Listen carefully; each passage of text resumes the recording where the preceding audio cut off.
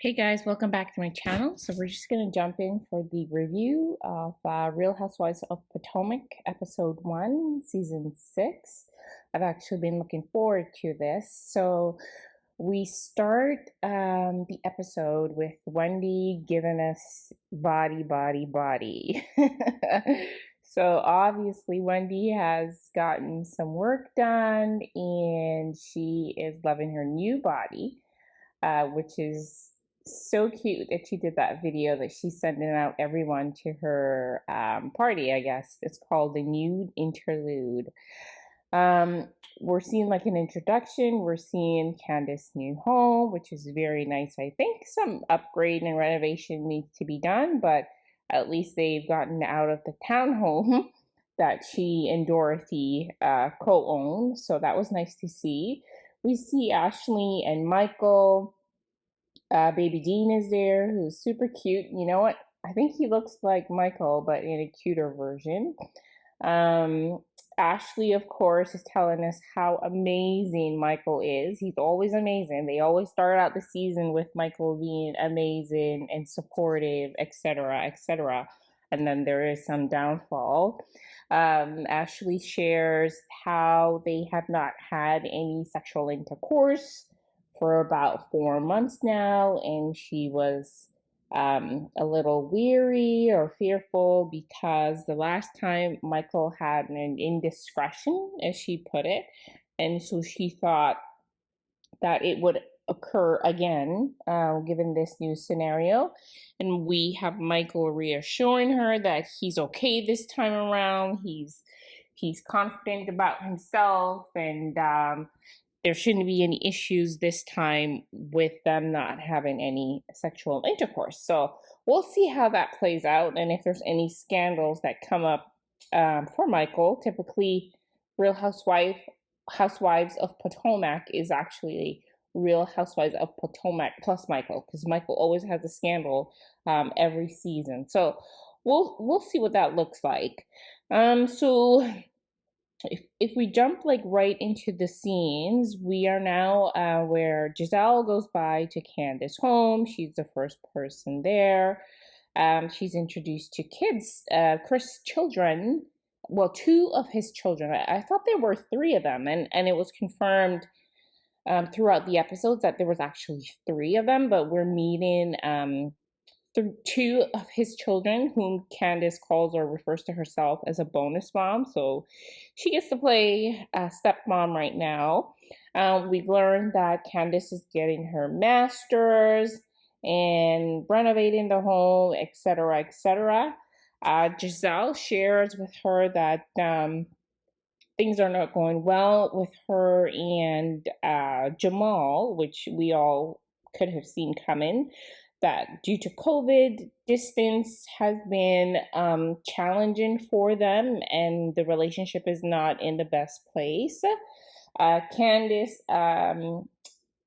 indicated that it was perhaps due to Karen's comments, with the public embarrassment of stating that he had a new baby while in a relationship with Giselle. So that could be the reason why they actually broke up. But now she's referring to distance because before they didn't have a reason, or there wasn't an issue with the distance, but all of a sudden now they're breaking up. So we'll see if that plays out any further. But from what we can tell on the season, it would appear that Jamal and Giselle are no longer an item. We go to a new scene with Karen and Ray. Karen and Ray have really come a long way. You could tell in this episode that they've really been through it, and it's good to see that they've made it strong to 25 years with everything that they've had on their plate. So last season they ended off with Ray wanting to do a vow renewal. So I think Karen said she didn't like the term vow renewal, so she's going to call it so nice we had to do it twice. Ray wants to do something small and intimate. Karen, of course, wants it over the top, but I guess with the new restrictions that they're having with COVID, it will be limited to just close friends and family. Um, we get an understanding from Karen that there is a feud brewing between herself and Giselle, and she doesn't want Giselle there, even though Ray is optimistic that they can mend some fences. So it's setting the stage for what's to come between Karen and Giselle. We know they've had a long friendship, so to see them here at this state right now, it's a little sad because we thought they mended over a few seasons now.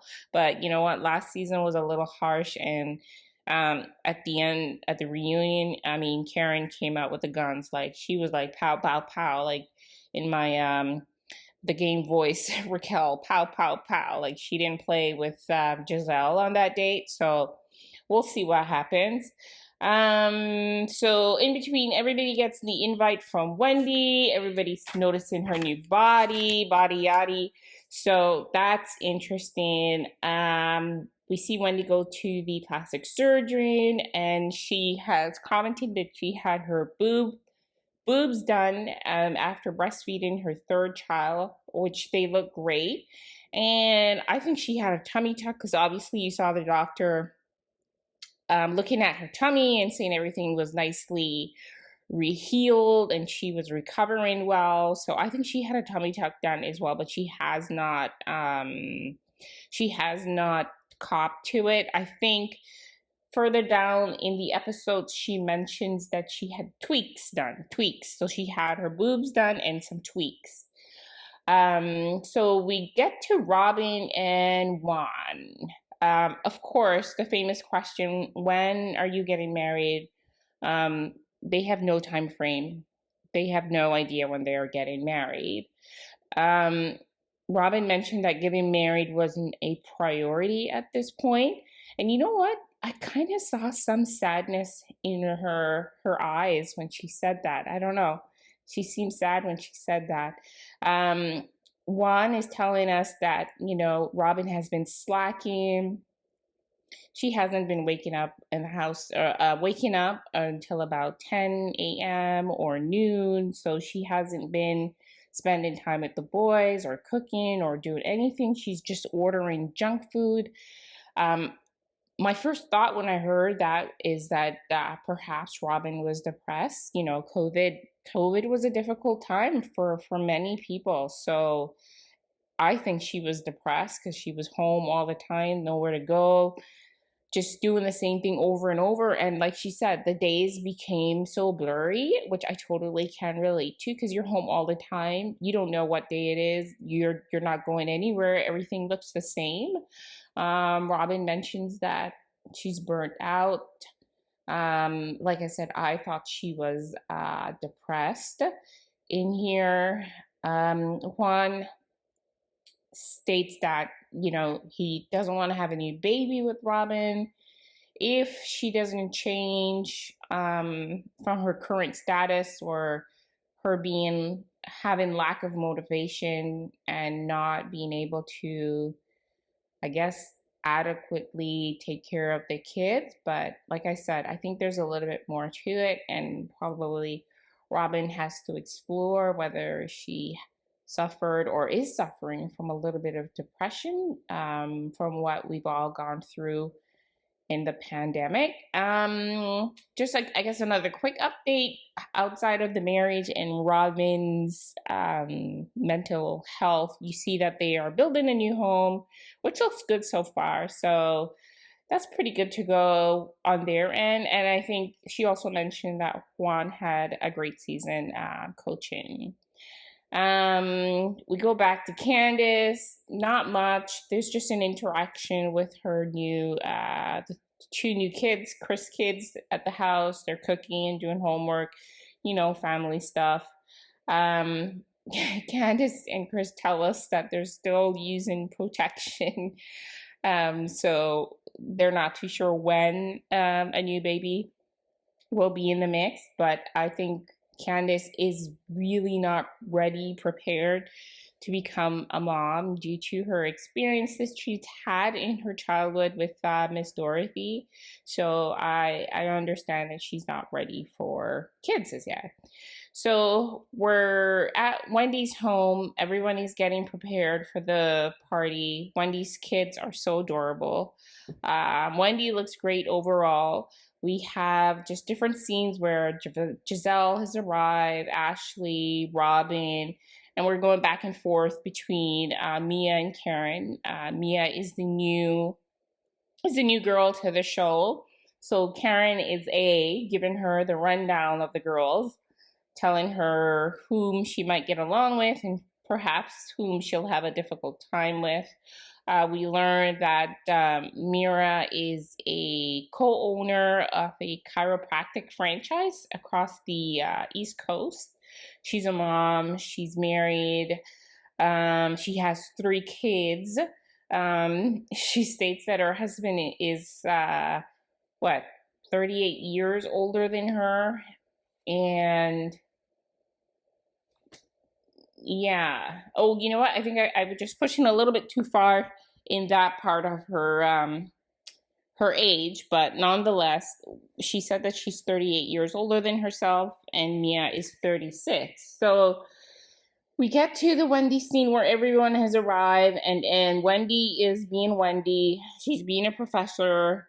She's being a commentator. She's being long-winded. She's sharing the meaning of interlude and why she has decided to do something for herself after having 3 kids. And finally, as Giselle said, she landed the plane and shows off her new body, which she calls happiness. And again, she looks great. She looks fantastic. She said she had her boobs done and some tweaks. She would not share what the tweaks are, but like I said, we think she did something on her face, a tummy tuck, butt lift, it looks like. So Wendy went in and got herself a 360. Like, Wendy did her whole body, but you know what? She looks good. Mia listed everything she's done, and my question to Mia is, like, what do you look like before all the transformation? I would love to see a picture of Mia before all the surgeries, because she's listed so many items that I couldn't keep pace. Like, what does this woman look like without the surgeries or pre-surgery? I would love to see a picture of Mia pre-surgery. So now we're at the dinner table. Everybody's sitting. We're talking about Candace not being there. Perhaps she was uncomfortable to have, like a time with Karen, and maybe they need their own one-on-one. That's what Robin insinuated, but we don't know the real cause, because Candace had stated otherwise. And everyone is saying, at least we can all try to get along. And that's where Giselle piped in, and she addressed Karen, and they both get into it. Giselle lets us know that Karen is a drunk, she's a cheater, she's broke, and she's going to be spilling the tea all throughout, not at one time, but all throughout the season. We're going to learn about Karen and I guess her issues. Karen then says to her, well, Giselle, you were known all around Hampton, one of the Sorrow girls. You were known for having, like a hot box. So it's going to be messy between Giselle and Karen, because like I said, they've mentioned that they've been friends for over 10 years. So that means they know a lot of each other's secrets. And right now it's Mad Day. Both the girls are mad. So what does that mean? Like, they're going to be spilling all the tea, all the secrets. That's one of the worst things, is to have a friend that knows all your secrets, all your business. And when they're mad, they start spilling and spilling all the tea. But guess what? We're here for it. And we're interested to know what's going to happen between these two. Like, they've been feuding forever. You would never think that they were such close friends, but they've been feuding forever. And we'll see what happens throughout the season. So from a first episode perspective, it was pretty good, actually. It was pretty good. You could tell Potomac have raised the bar, and that's the show to watch. So I look forward to it, and it was a great first episode. So don't forget to leave a comment, like, and subscribe, and I'll see you in my next video. Thank you. Bye now.